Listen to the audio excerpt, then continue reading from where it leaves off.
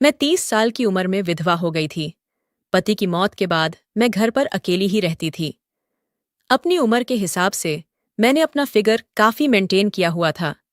एक दिन सुबह से बारिश हो रही थी, तभी एक कुरियर वाला मेरे दरवाजे पर आ गया। वह 22 साल का एक नौजवान लड़का था। बारिश की वजह से वो काफी भीग गया था, इसीलिए मैंने उसे अंदर बुला लिया। हम दोनों आपस में बातें करने लगे। तभी मैंने नोटिस किया कि वो मेरे खूबसूरत जिस्म को ही घूर रहा है। जब मैं उसके लिए चाय बनाने जाने लगी, तभी उसने मुझे अपनी बाहों में भर लिया और फिर हम दोनों ने। हेलो दोस्तों, आज की इस रोमांचक कहानी में आप सभी का स्वागत है। मेरा नाम महिमा है।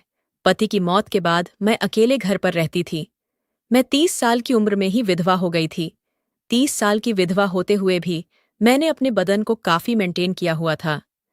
एक दिन सुबह उठकर मैं रसोई घर में चाय बना ही रही थी कि तभी हल्की हल्की सी बारिश होने लगी। मैंने चाय के साथ गरम गरम पकोड़े भी तल दिए। इसके बाद तौलिया और नहाने के बाद पहनने वाले अंदरूनी कपड़े बाथरूम में रख दिए। चाय बनाने के बाद मैंने खिड़की बंद कर दी और टीवी की आवाज तेज कर दी। मैं डांस करने लगी और मस्ती में खुद को दीवार पर लगे बड़े आईने में देखने लगी। मैंने काले रंग की एक नाइटी पहनी हुई थी, जिसमें मैं बहुत ही सुंदर लग रही थी। मैं मस्ती में डांस कर ही रही थी कि तभी दरवाजे की बेल बजी। मैंने टीवी की आवाज कम कर दी और एक दुपट्टा सिर पर रख लिया। मैंने दरवाजा खोला तो बाहर कुरियर वाला खड़ा था। वह 22 साल का एक जवान लड़का था, जिसका बदन काफी सुडौल था। वो पहले तो मुझे काफी देर तक देखता रहा और फिर बोला, मैडम, महिमा के नाम से आपका पार्सल आया है। मुझको तुरंत याद आया कि मैंने एक ऑनलाइन शॉपिंग साइट से अपने लिए एक सूट बुक किया था। मैं बोली, हाँ, मेरा ही नाम ही महिमा है। लड़के ने मेरा कुरियर मुझे थमा दिया और साइन करने के लिए मुझे पेन दिया। पेन देते समय उसके हाथ मेरी उंगलियों को छू गए थे। मैंने एक नज़र उसकी ओर देखा और दस्तखत कर दिए। मैंने उसे 1500 रुपए दिए तो लड़के ने 200 रुपए वापस कर दिए और बोला, 200 का डिस्काउंट चल रहा है।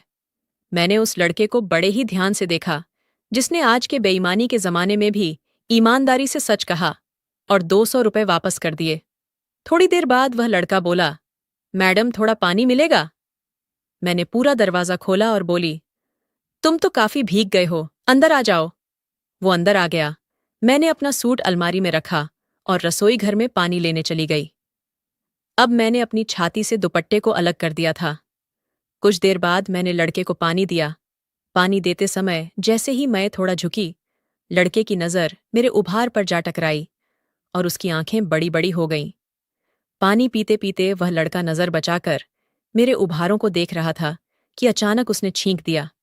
मैं बोली, तुम्हें तो सर्दी लग गई है, अभी बारिश भी तेज है। अगर तुम चाहो तो थोड़ी देर यहाँ रुक सकते हो। तुम्हारे कपड़े भी काफी भीग गए हैं, चाहो तो बाथरूम में जाकर फ्रेश हो सकते हो। वह लड़का बाथरूम में चला गया। उसने दरवाजा बंद करके लाइट जलाई। वहां मेरा नहाने का तौलिया और अंदरूनी कपड़े पहले से ही रखे हुए थे। लड़के ने अपनी कमीज निकालकर उस तौलिए को पहले चूमा और फिर उसी से अपने बदन को पोंछा। उसने मेरे अंदरूनी कपड़ों को अपने हाथ में लिया ही था कि तभी बाथरूम के दरवाजे पर दस्तक हुई। उसने मेरे कपड़ों को वहीं पर रख दिया और थोड़ा सा दरवाजा खोलकर बाहर देखने लगा और बोला, क्या हो गया मैडम? मैंने उसको काले रंग का कुर्ता दिया और बोली, यह लो, इसे पहन लेना। लड़के ने वह कुर्ता पहन लिया और अपनी कमीज सूखने के लिए डाल दी। लड़के ने बाथरूम में बहुत समय लगाया। मुझे समझ नहीं आ रहा था कि इतनी देर से वो कर क्या रहा है। काफी देर बाद वो नहा के निकला और बेडरूम में जाकर टीवी देखने लगा। मैं रसोई घर से चाय और पकोड़े ले आई और उससे पूछने लगी, तुम्हारा नाम क्या है? वो लड़का बोला, मैडम, मेरा नाम आर्यन है। मैं 1 साल से कुरियर डिलीवरी का काम कर रहा हूं, पर पहली बार आप जितनी नेक औरत मिली है, जिसने मेरे साथ इतना अच्छा व्यवहार किया है। फिर वो बोला, आप यहां अकेली रहती हैं या आपके साथ कोई और भी रहता है? मैंने कहा, मैं अकेली ही रहती हूं। कुछ सालों पहले मेरे पति की मौत हो गई थी। इस दुनिया में मेरा उनके अलावा और कोई नहीं था, तब से मैं यहां अकेली ही रहती हूं। वो बोला, सुनकर बहुत बुरा लगा, पर आपके पति की मौत कैसे हुई थी? मैंने कहा, एक कार दुर्घटना में उन्होंने अपनी जान गंवा दी। और इतना कहते कहते मैं रोने लग गई। आर्यन ने मेरा दुख बांटने की कोशिश की और अपने बारे में बताया कि उसने ग्रेजुएशन तक पढ़ाई की है और वो इस शहर में पिछले 1 साल से रह रहा है। वो यहाँ एक अच्छी नौकरी की तलाश में आया था, पर जब उसे कोई नौकरी नहीं मिली तो उसने एक कुरियर कंपनी में नौकरी शुरू कर दी। वो बहुत ही मासूमियत से मुझे अपनी जिंदगी के बारे में बता रहा था और मुझे भी अपना दुख बांटने का मौका मिला था।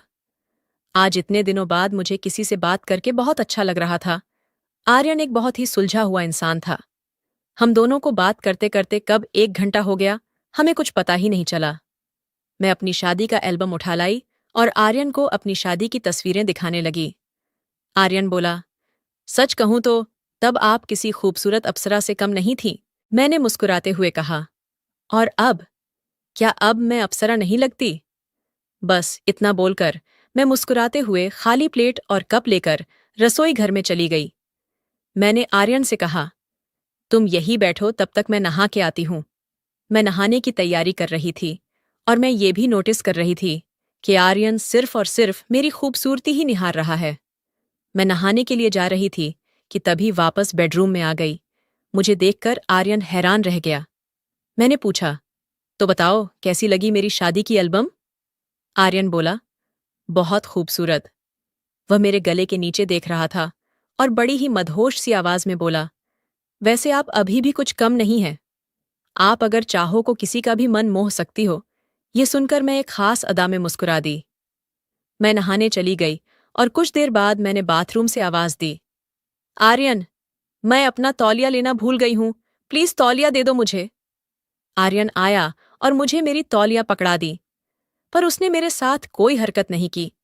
मैं चाहती तो थी कि वो थोड़ी सी छेड़खानी करे, पर उसने ऐसा कुछ भी नहीं किया। कुछ देर बाद मैं नहाकर बाहर आई। मैंने काले रंग का लहंगा और काले रंग की चोली पहनी हुई थी। छाती पर दुपट्टा था और सिर पर तौलिया बंधा हुआ था। आर्यन मुझको देखकर भी अनजान बना टीवी देख रहा था। मैं आईने के सामने खड़ी थी। मैंने अपने पूरे बाल खोल दिए। मेरे धुल्ले, मुलायम, गीले खुले हुए बाल मेरी खूबसूरती को 4 चांद लगा रहे थे। आर्यन के मन में आया कि वह चुपके से उठकर मेरी कमर पकड़कर उसे पूरी तरह दबा दे। तभी मैंने आर्यन की तरफ देखा। इससे आर्यन घबरा गया और अपनी चोर नजरों को टीवी पर लगा दिया। कुछ देर बाद मैं आर्यन के पास आकर बैठ गई और उससे बात करने लगी। बीच बीच में आर्यन का हाथ मेरे हाथ को छू भी जाता था, पर मैंने बुरा नहीं माना। पर इससे आर्यन की हिम्मत बढ़ रही थी और अब वह जानबूझकर मेरे हाथ को छूने लगा। इसी तरह दोपहर के 1 बज गए और बारिश धीमी हो गई थी। मैंने दोपहर का खाना बनाया और हम दोनों खाना खाने लगे। आर्यन ने पूछा, आप दोबारा शादी क्यों नहीं कर लेती? आप तो अभी जवान हैं और वैसे भी कोई पागल ही होगा जो आपसे शादी करने के लिए मना करेगा। मैं बोली, तुमने अभी तक शादी क्यों नहीं की? आर्यन बोला, माँ तो कई बार जिद करती हैं शादी के लिए, पर मैं ही टाल देता हूँ। मैं उनसे कह देता हूँ कि अभी तक मुझे कोई लड़की पसंद नहीं आई है, जब पसंद आएगी तो कर लूंगा। मैंने पूछा, तो कैसी लड़की पसंद है तुम्हें?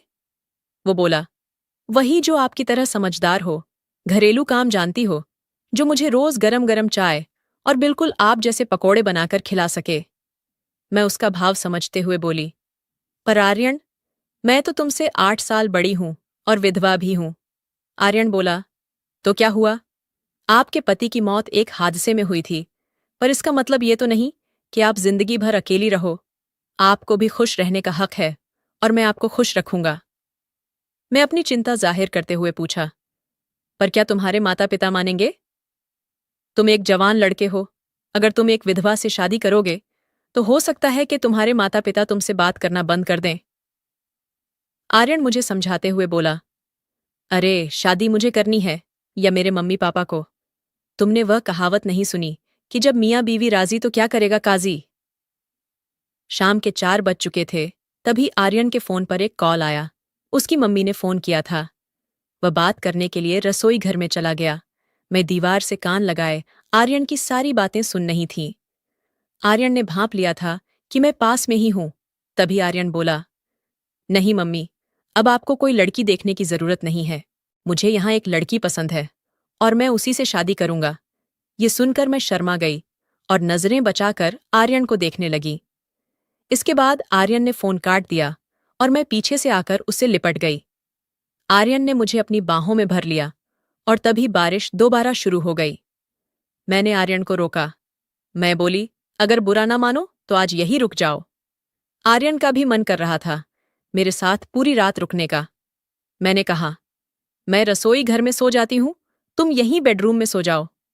वो बोला, अरे ऐसे कैसे, ये घर तुम्हारा है, तुम बेडरूम में सो जाओ। मैं किचन में सो जाऊंगा, और वैसे भी मुझे ज्यादा आराम की आदत नहीं है। मैंने कहा, हाँ, अभी ये घर तुम्हारा नहीं है, पर शादी के बाद तो तुम्हारा भी हो जाएगा। ये सुनकर आर्यन ने मुझे गले से लगा लिया और मेरे गालों पर एक जोरदार किस जड़ दिया। उसने मेरे शरीर से दुपट्टा अलग कर दिया। मैं भी आर्यन से पूरी तरह लिपट गई। वह मुझको चूमने लगा और फिर हम एक दूसरे में समा गए। मैंने अपना सब कुछ आर्यन को समर्पित कर दिया था, क्योंकि हम दोनों एक दूसरे के साथ पूरा जीवन निभाने वाले थे।